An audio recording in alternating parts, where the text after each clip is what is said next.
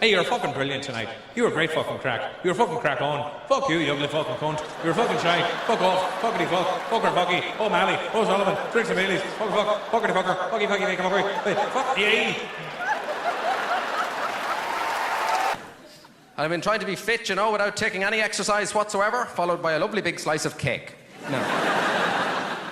A friend of mine suggested one way to get fit would be to go on a fun run, you know, to raise money for charity. And I just laughed in his face. I mean, you know, those two words, fun and run, should never be seen together in the same sentence. You know, it's like somebody with a lump on their head saying, hey, look at my humour tumour, you know. It's just not appropriate. A fun bun I could accept. Or a fun nun, I'd pay for one of them. But running is never fun. You know, running is something you do when there's a man chasing you with a sword, you know? Or if there's a leopard on the loose. And I've tried swimming as well. Of course, swimming is a great exercise. A pool I go to in London, it's absolutely filthy. The kind of place you come out of there, you'd have verrucas in your hair, you know? Honestly. And they're putting a chemical in the water now that dyes the urine, which spoils the whole experience for an awful lot of people. Yes. But not for the synchronized swimmers. No, they're putting on displays now the Red Arrows would be proud of. A lot of fond memories growing up. The good old days. I liked school. My favourite class at school was woodwork. Remember craft and design? I never actually liked the subject. I liked the teacher. See, everybody's woodwork teacher was an alcoholic. I remember this guy, our woodwork teacher. He would just be sitting at his desk about 10 minutes in to the woodwork lesson and he's not even spoke a word. Right? Just sitting there, going,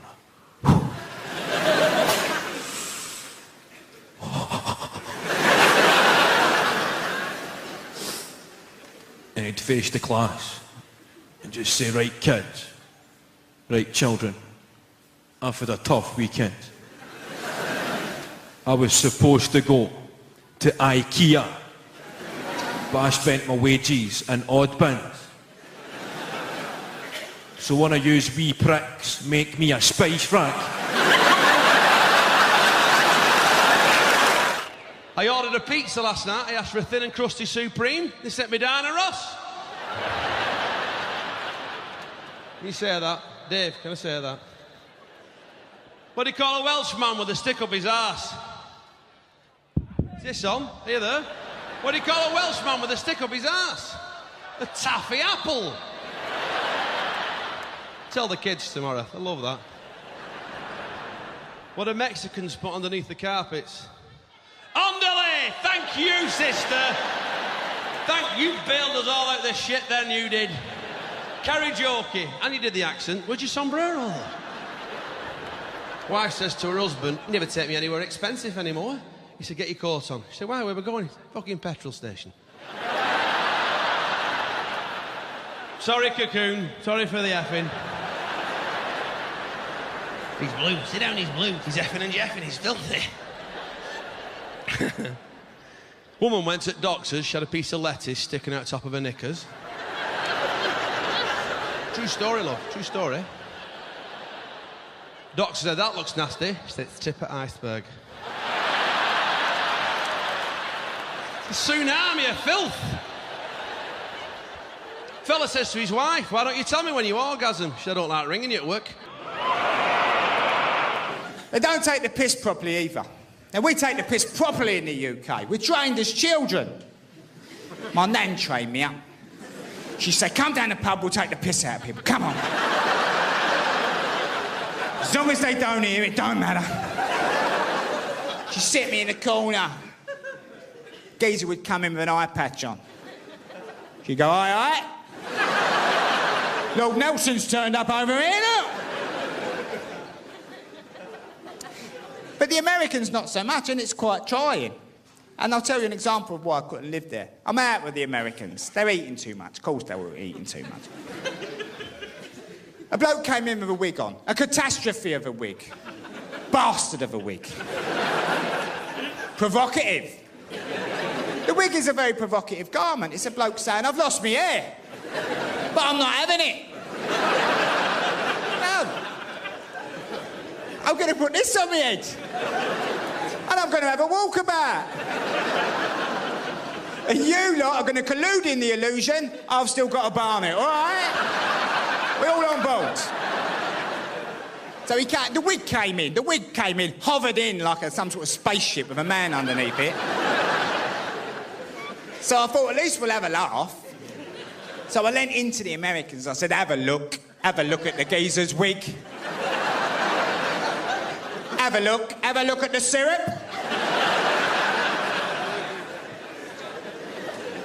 Nothing. Nothing. Didn't join in, didn't laugh. They had no idea what I was trying to achieve. The woman got a bit upset. She said, oh, how scathing. How scathing. She said, why are you attacking that man? He's obviously got issues with the lust of his hair, but he's taking positive steps. I said, have a look at his head, love. Harry's walking about with a bit of old carpet on, you know. A positive step. I said, I'm going home. I'm going back to the UK, where sanity prevails. The bloke walks in looking like that. We all turn around as one and we go, ha, ha, ha. Oh, have a look at him, will ya? What a complete cunt. It's great because I get to gig all over the place, you know, and I was in it, and it's amazing how welcoming people are. They're so different, you know, to everybody. Like in America, I've done gigs in America, and people have come up to me before the show and go, well, welcome to America. We hope you have a great time. Oh, we're going really excited about the show. Hooray! Ah, right? They genuinely mean it, you know. And in England, right, it was a little bit different. They're a little bit more posh, you know, a little bit straightforward. They go, oh, we heard you're funny, so we're going to pop in and just see how that works out, if that's okay. And then here in Ireland, before the gig, I was here, this is just class. Guy comes up to me and goes, here, I've got 2 tickets to your show tonight, right? You better be fucking funny, right? Irish people were used to hard times. Going all the way back to the great potato recession of the 1840s. When 2 million Irish people died. 2 million! Because of no potatoes. The thickest, stubbornest people on the planet. Dying there in the ditches, beside fields full of cabbages and sweet corn. Because we were there, no. I'd rather die in a ditch. I don't like cabbage. I don't like the smell of it. It's like the inside of a psychiatric hospital. Sweet corn. Do not talk to me about sweet corn. All sweet corn does is hitch a lift from your mouth to your arse before it heads off for the next person. I particularly liked British Airways. I can see why it's going skint, right? I can see why it's going skint, because, correct me if I'm wrong, ladies and gentlemen, but do you think British Airways should have a managing director who's fucking British? You know what I mean? We've got, this one's fucking Irish. Willie Walsh, that's his name. And I sat next to him on a plane once, the 747, coming back from Dubai, I think.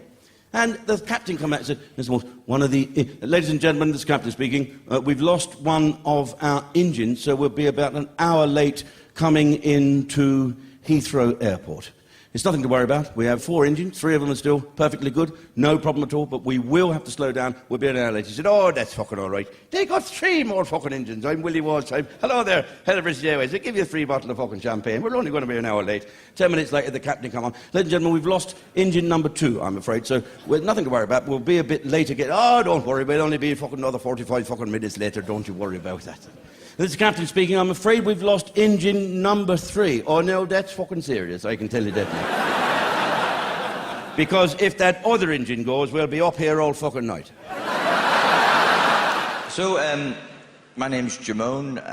I'm Irish. Any Irish people in? Good to hear. I'm from Northern Ireland.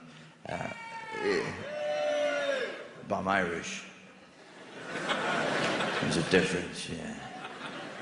I was actually born on an island off the coast of Ireland called England. The happy happiest fella that I knew in my life was also the thickest. I went to a religious boarding school, and his name was Richie. And he was from Dublin, and he was so stupid, he was a pleasure to be with. Your thought processes just slowed down in his company. He was like, all right, Tommy, no problem. No problem, Tommy, all right. All right, Tommy, no problem. Heroin would have sharpened him up. Once a term, we used to have these, because the dormitories that we were in were so old, we had to have these fire drills. They were old and wooden. So once a term, about 3 o'clock in the morning, the fire alarm would go off, and the priests would chase us out of the building in our underpants. Jesus. The naivety of it now when I think about it. And there was always a few priests trying to chase you into the woods for safety. Go on, into the woods! Into the woods for safety! Anyway. So one morning, the fire drill goes off and everybody is up in their knickers and we run out of the school, across the yard into the study hall. Except for Richie, who thinks it's the morning bell. So he goes downstairs and has a shower and gets dressed. The priest is counting us up in the study hall and there's one fella missing. This is not good. In a real emergency, this is a disaster. So Richie is hauled up in front of this midnight court. And he's never seen a scene like it in his life. All his friends there, naked under fluorescent lights. And the priest is there. Where were you? Richie! Where were you? And before Richie has time to answer, the priest goes, I'll tell you where you were, will I? I'll tell you. You were burning to death in the school fire. Richie's looking around. What? What? That's right, you're dead. You're dead now. Am I supposed to phone your mother and tell her you've died in the school fire? It all gets to me, he goes, no! I'll tell her. It's better coming from me. She thinks you're a prick anyway. Fantastic thing has opened up in Belfast. I've opened up an 80s bar in Belfast. An 80s bar in Belfast. Of all the major cities, you don't want to go and celebrate the 80s. Belfast is up there, where there's people chucking petrol bombs at each other and rubbing shit on the walls. But who cares? Karma Chameleon's on. Yeah. You're going to make a brew of what, Barb? I've got a throat here like Gandhi's bloody flip-flop. Two paddies walked into the bar eating sandwiches. The mum said, hey, you're not allowed to eat your own food in here. So they swap sandwiches. You go out shopping, supermarket, go self-catering, and you're amazed if you see something English. And you go out and you go looking around like that. Oh, look what they've got! Marie, look what they've got! Marie, look! Look at that! Cadbury's chocolate fingers! Look at that over here! Cadbury's chocolate fingers over here! Look at that, Les Cadbury's fingerheads! Look at that! Les Cadbury's finger... I don't know, I don't do Spanish. Look at that! Domestic science. Look at that! Les Cadbury's fingerheads, and they buy them. Even though they're £1 dearer than they are at Spa, they buy them and they stand outside supermarket like that. They taste the same. They taste exactly the same. They're amazing. Oh, hey, what? Oh, fire next, fire. Wheel, fire, moon.